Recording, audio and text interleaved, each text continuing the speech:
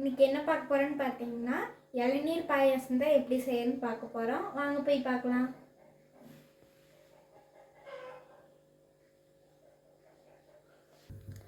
கால் litre பால் காய்ச்சி எடுத்துக்கலாம். நல்லா பால் பொங்கும்போது நல்லா இந்த மாதிரி அலசி விட்டுக்கணும். இந்த மாதிரி கிளறி விட்டிங்கன்னா பால் பொங்காமல் இருக்கும். சின்ன டம்ளரில் ஒரு டம்ளர் சர்க்கரை சேர்த்திக்கலாம். சர்க்கரையை நல்லா கலந்து விட்டுட்டு சர்க்கரையை சேர்த்திக்கணும்.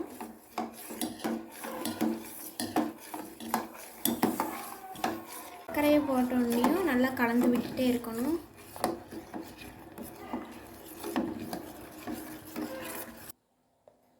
ஒரு சொம்பு எடுத்து இளநீ மேலே இப்படி கமுத்தி வச்சுக்கலாம். இப்படி கமுத்தினோம்னா தண்ணி பூரா சொம்பில் போயிடும். ஒரு இளநீயில் ஒரு சொம்பு தண்ணி வந்திருக்கு. இப்போ வேறு பாத்திரத்துக்கு மாற்றி வச்சுக்கலாம்.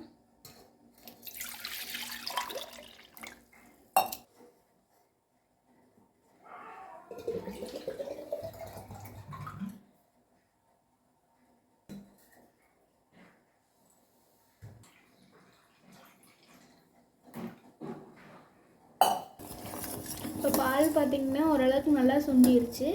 பாறை வச்சு எடுத்துக்கலாம். இப்போ பார்த்திங்கன்னா இளநியை ரெண்டாக பொளந்து எடுத்தாச்சு. இப்போ உள்ளே இருக்கிற வழுக்கையெல்லாம் தனியாக எடுத்துக்கலாம். ஸ்பூன் வச்சு சுரண்டி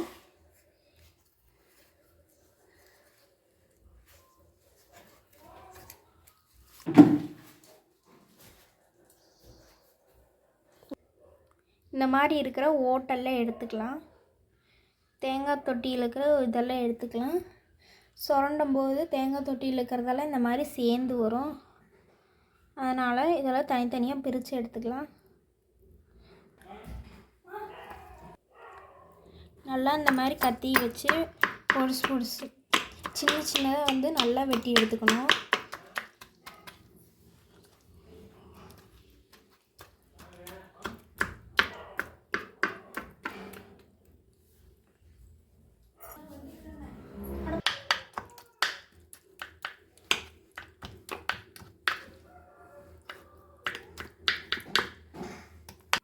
இப்போ துருவி வச்சுக்கிற தேங்காயை மிக்ஸி ஜாரில் சேர்த்தியாச்சு.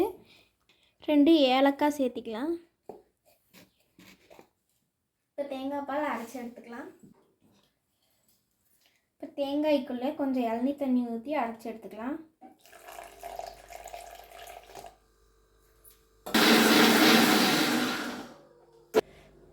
இப்போ தேங்காய் பால் ரெடி ஆயிடுச்சு. வடித்து எடுத்துக்கலாம்.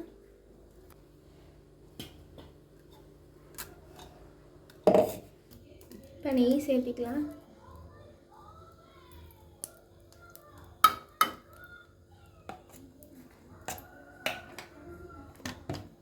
நெய் நல்லா காஞ்சதுக்கப்புறம் முந்திரியும் திராட்சையும் சேர்த்துக்கலாம். முந்திரி திராட்சை சேர்த்திக்கலாம்.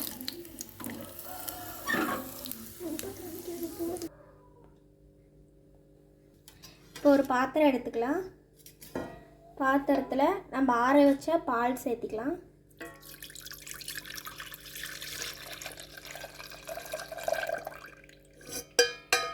தேங்காய் பால் சேர்த்திக்கலாம்.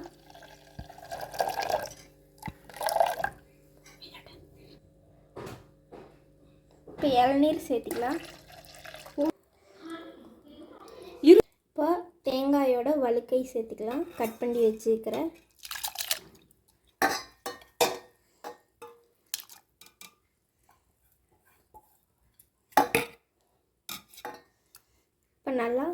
இப்போ எல்லாத்தையும் நல்லா கலக்கி விட்டுக்கலாம்.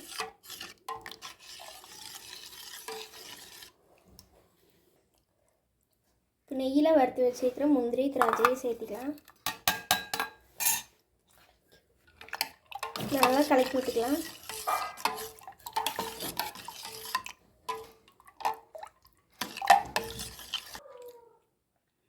இப்போ பார்த்திங்கன்னா இளநீர் பாயாசம் ரெடி ஆயிடுச்சு. டேஸ்ட் பண்ணி பார்த்துடலாம்.